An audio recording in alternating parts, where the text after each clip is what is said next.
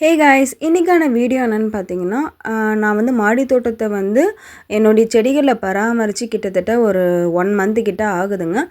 இப்போ வந்து அதோடைய நிலைமைகள் என்ன எப்படி இருக்குது, நம்ம மாடி தோட்டத்தையும் நம்மளுடைய செடிகளை பராமரிக்க போனால் என்னென்ன பிரச்சனைகள் வந்து நம்ம செடிகளுக்கு வருதுன்றதை பார்க்கலாங்க. அதுக்கு நடுவில் வந்து நிறைய வந்து நம்ம டிப்ஸ் வந்து சொல்லியிருப்போம். ஸோ கண்டிப்பாக நம்ம வீடியோ வந்து ஸ்கிப் பண்ணாமல் பாருங்கள். நம்ம சேனலை ஃபஸ்ட் டைம் பார்க்குற மாதிரியும் சப்ஸ்கிரைப் பண்ணிட்டு பாருங்கள். இதில் வந்து பார்த்திங்கன்னா, இவ்வளோ நாளைக்கு வந்து இந்த செடிகள்லாம் தாக்கு பிடிச்சதே வந்து ரொம்ப பெரிய விஷயங்க. நான் வந்து ஊட்டச்சத்து கொடுத்தே ஒரு 1 மந்த் கிட்ட ஆகுது. சில சூழ்நிலைகளால் இதை வந்து நான் பராமரிக்க முடியாமல் போயிடுச்சு. பாருங்கள் எவ்வளோ வந்து கொச்சன்னு தேவையில்லாத செடிகள். பட் இது எல்லாமே வந்து பார்த்திங்கன்னா ஒரு மூலிகை செடிகளாக கூட இருக்கலாங்க. ஸோ அதனால் நான் எதுன்னு சொல்கிறேன்னு பாருங்கள்.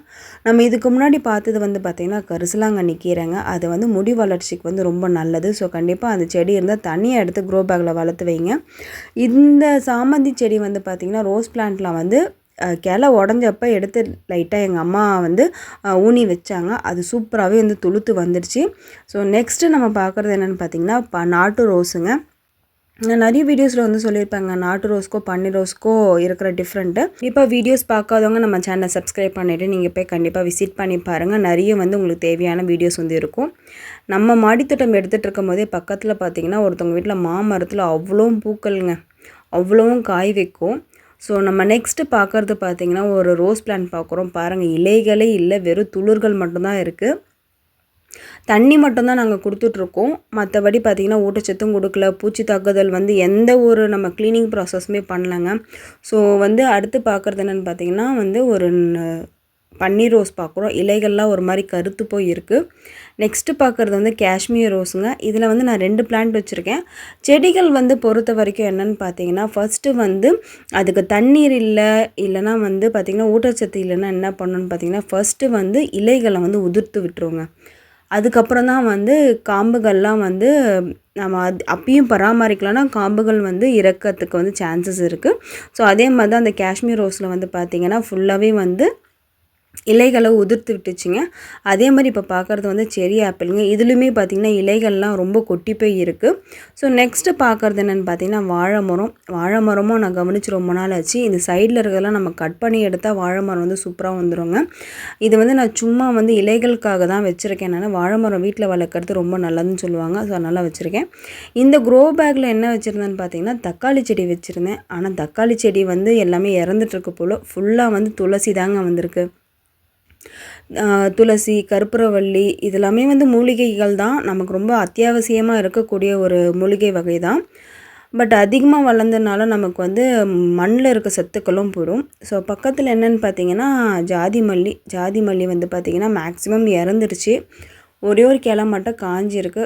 நான் லைட்டாக கிள்ளி பார்த்தா அதுவுமே காஞ்சி தான் இருக்குது. உயிரோடு இருக்கா இல்லையான்னு தெரியல. நம்ம அதை க்ளீன் பண்ணிவிட்டு அதுக்கு வந்து மண் மாற்றிட்டு நம்ம வந்து மறுபடியும் உயிர் இருந்துச்சுன்னா மறுபடியும் அதிலே நம்ம நட்டு வைப்போம்.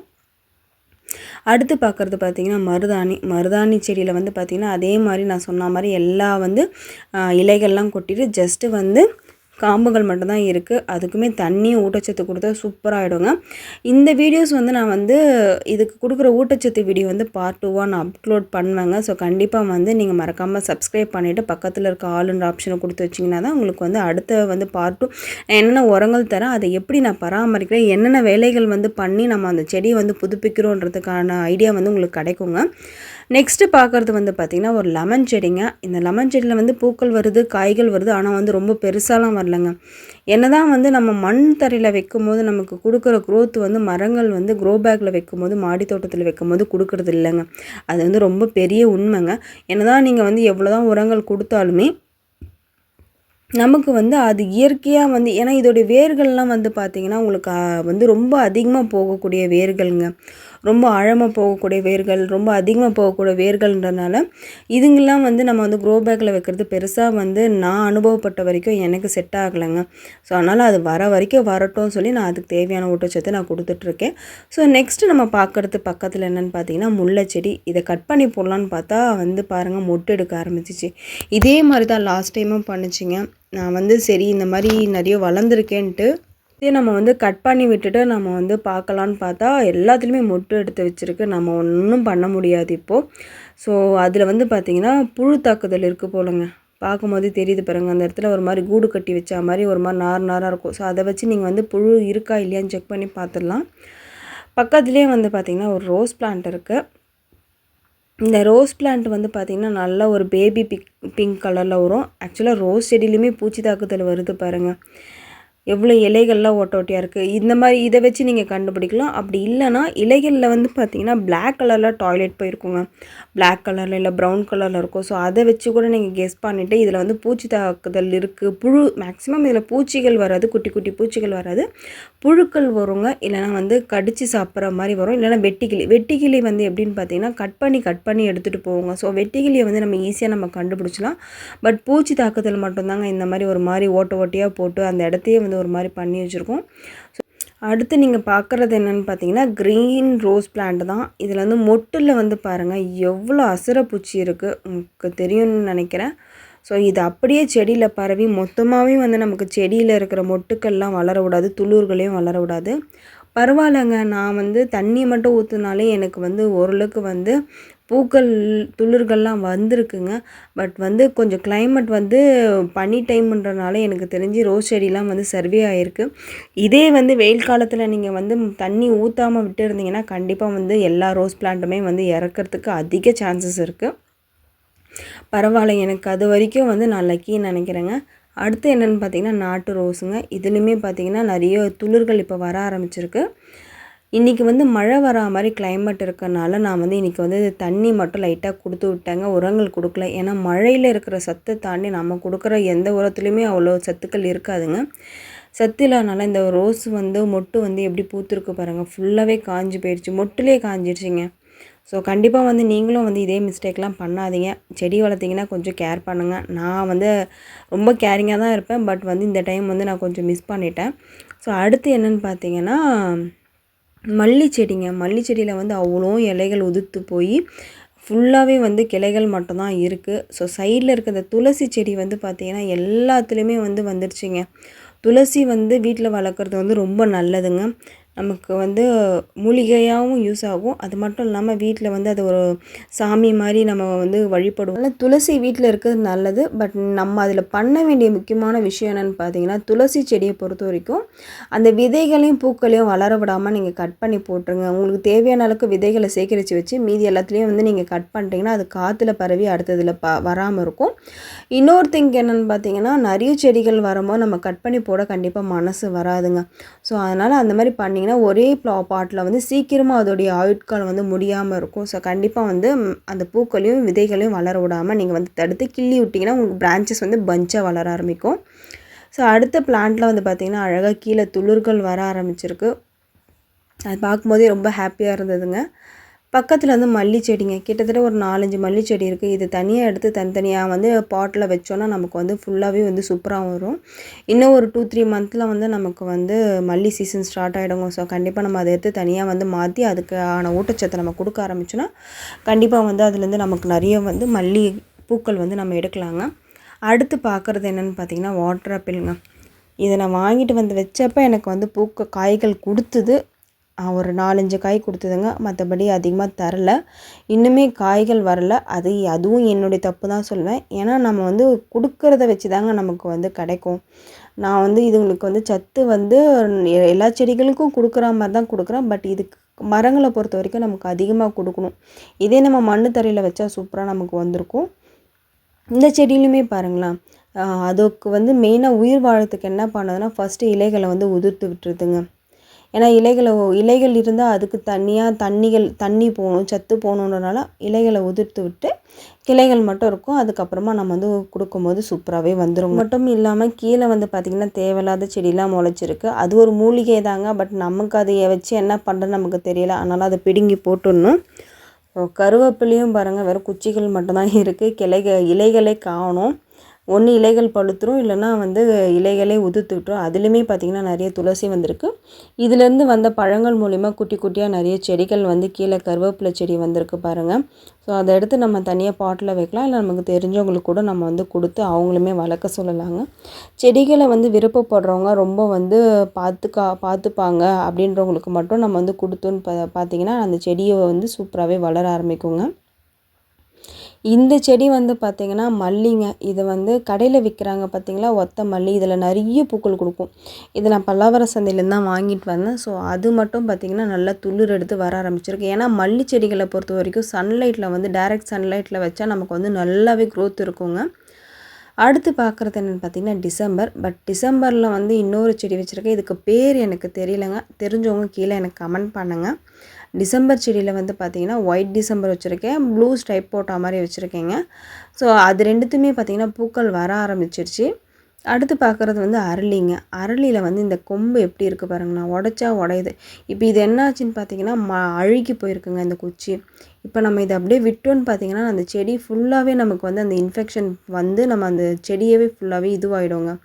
ஸோ அதனால் நம்ம வந்து அதை உடச்சி எடுத்துட்டால் நம்ம அந்த இன்ஃபெக்ஷன்லேருந்து செடியை வந்து ப்ரிவெண்ட் பண்ணலாம். இதுக்கப்புறம் நமக்கு வந்து அதுக்கு தேவையான சத்துக்கள் கொடுக்கும்போது ஆட்டோமேட்டிக்காக அது வந்து அதுவே க்யூர் பண்ணிக்கும். அடுத்து பார்க்குறது என்னென்னு பார்த்தீங்கன்னா, இதை வந்து நான் பிள்ளையார் பூ இல்லை விநாயகர் பூன்னு சொல்லுவோம். இதுக்கு எக்ஸாக்ட் நேம் வந்து எனக்கு மறந்துடுச்சு. தெரிஞ்சவங்க வந்து கீழே கமெண்ட் பண்ணுங்கள். இது வந்து ஒயிட் கலராகவும் கீழே வந்து ஆரஞ்சு கலராகவும் இருக்கும். விநாயகருக்கு வந்து இதை வந்து மாலையை தொடுத்து போடுவாங்க.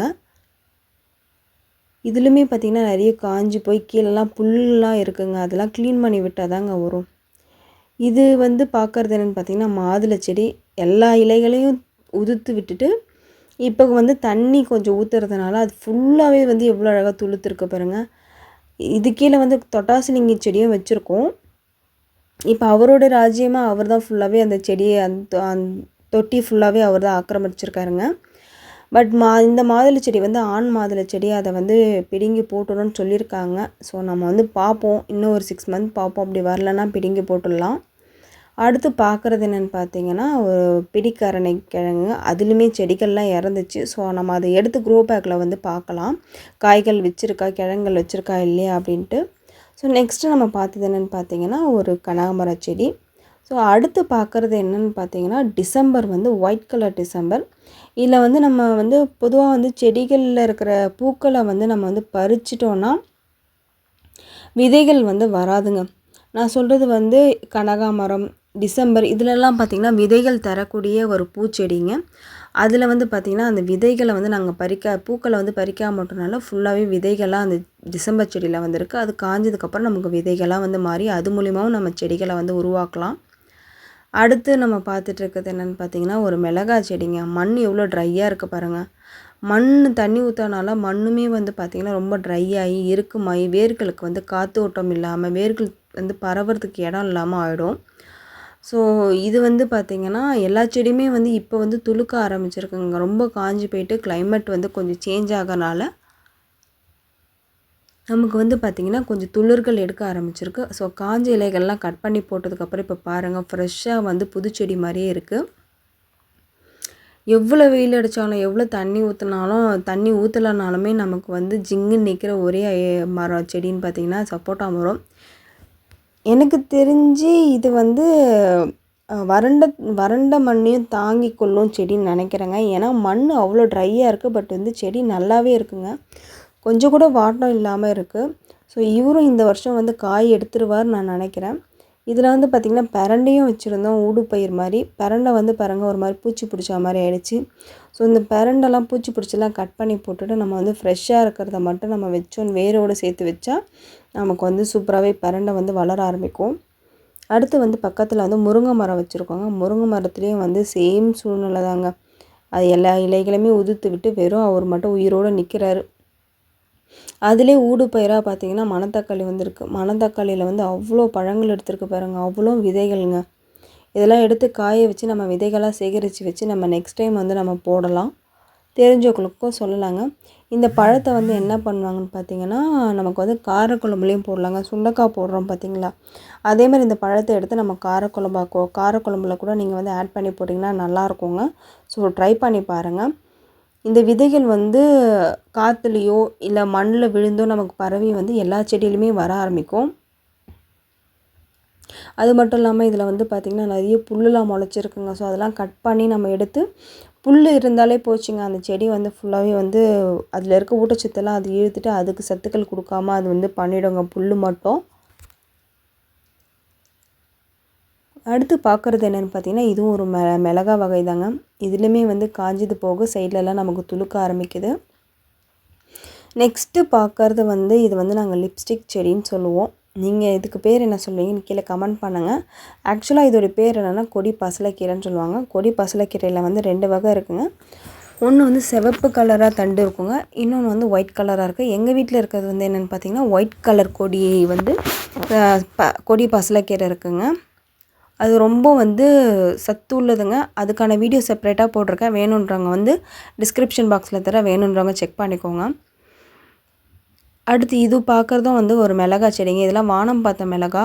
இதிலலாம் வெண்டைக்காய் செடி வச்சுருந்தேன். எல்லாமே வந்து இறந்துட்டு எல்லாத்துலேயுமே தேவையில்லாத புல் அந்த மாதிரி தேவையில்லாத செடிங்கெல்லாம் முளைச்சிருக்கு. அந்த மண்ணெலாம் இப்போதைக்கு உரம் இல்லாமல் இருக்கும். ஸோ அதெல்லாம் க்ளீன் பண்ணிவிட்டு நம்ம உரங்கள் கொடுத்து புதுசாக வந்து நம்ம வந்து பண்ணணுங்க. பரவாயில்லைங்க, அந்த மிளகா செடி இந்த வானம் பார்த்த மிளகாலாம் நல்லாவே வந்து தண்ணி இல்லைனாலும் ஓரளவுக்கு நிற்குதுங்க, தாங்கிட்டு நிற்கிது. இது பார்த்திங்கன்னா வெண்டைக்காய். அவர் வந்து அவ்வளோதான், முடிஞ்சிச்சு, அவருடைய வயசு முடிஞ்சிச்சு. நம்ம அதை எடுத்து க்ளீன் பண்ணிடணும். ஸோ நெக்ஸ்ட்டு பார்க்குறது வந்து பார்த்திங்கன்னா ஒரு டிசம்பர் செடி.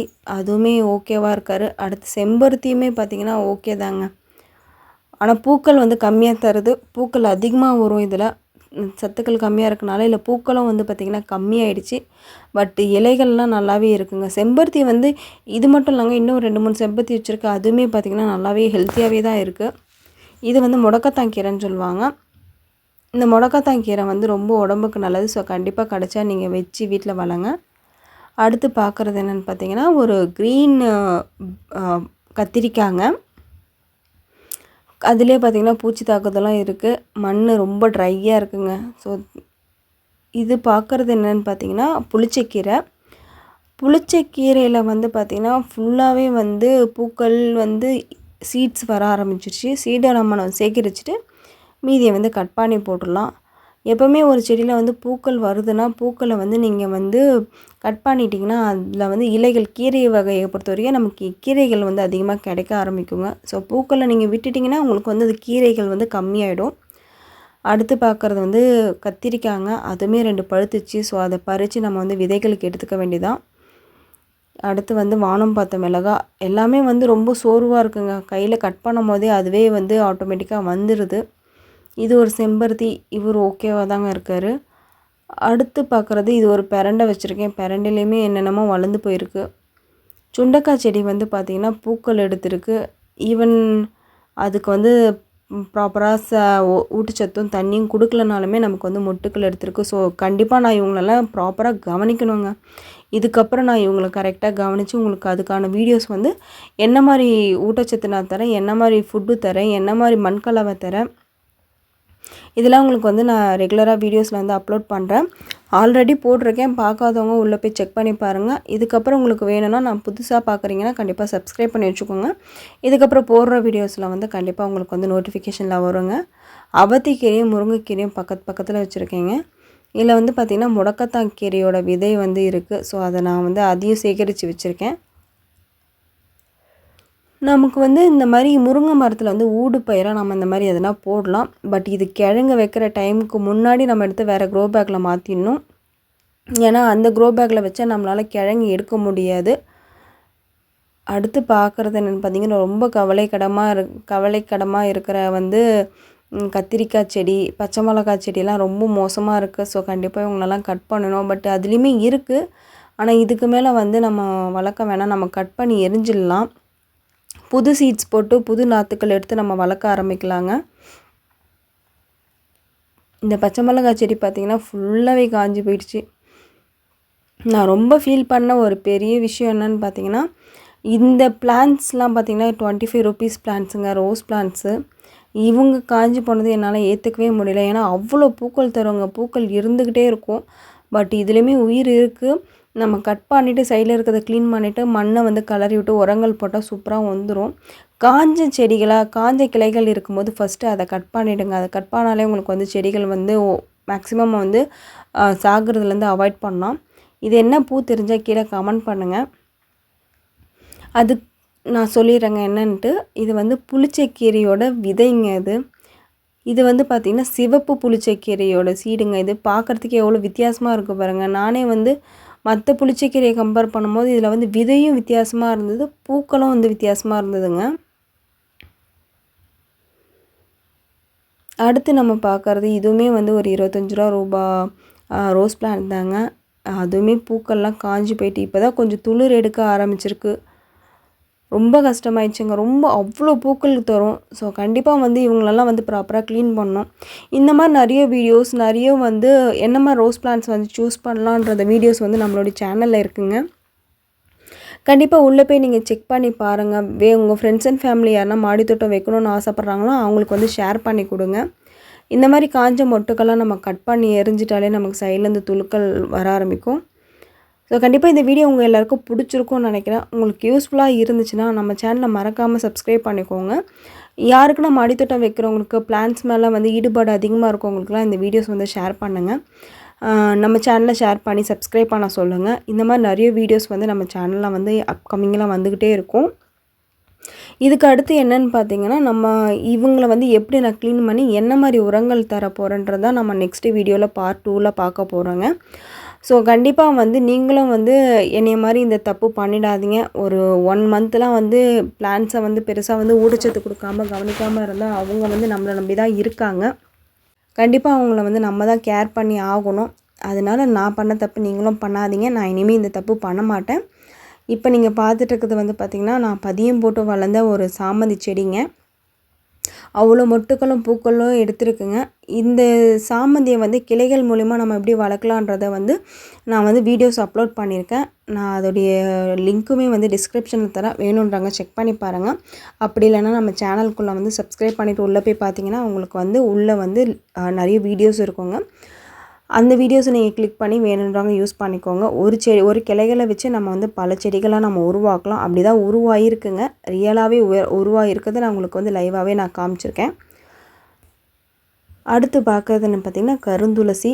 நான் சொன்னேன் பார்த்திங்கன்னா அந்த மாதிரி மேலே விதைகள் இருக்குது. அந்த விதைகள்லாம் நீங்கள் கட் பண்ணி விட்டாலே மேக்ஸிமம் வந்து செடியோடைய லைஃப் டைம் வந்து அதிகமாக இருக்கும். ஃபைனலாக பார்க்குறது என்னென்னு பார்த்திங்கன்னா ஒரு ரோஸ் பிளான்ட் பார்க்குறோங்க. அது வந்து ட்ரீ ரோஸ் சொல்லுவோம். இது பாருங்கள், கத்திரிக்காய் பறிக்காமல் விட்டனால ஃபுல்லாகவே வந்து பழுத்து போயிடுச்சு. ஸோ அதையும் நான் விதைகளுக்கு எடுத்துகிறேன். இது வந்து பார்த்திங்கன்னா ஒரு பச்சை கத்திரி. அதனால் நான் அதை கட் பண்ணி விதைகளுக்கு நான் வந்து எடுத்துக்கிறேங்க. பார்க்குறதுக்கு பனானா மாதிரி இருக்குது பாருங்கள், எவ்வளோ அழகாக இருக்குது. இந்த விதைகளை சேகரித்து வச்சோன்னா நமக்கு நெக்ஸ்ட் டைம் வந்து ஆடிப்பட்டத்துக்கு வந்து நம்ம போடலாம். இது வந்து பார்த்திங்கன்னா பட்ரோஸ் சொல்லுவோம்.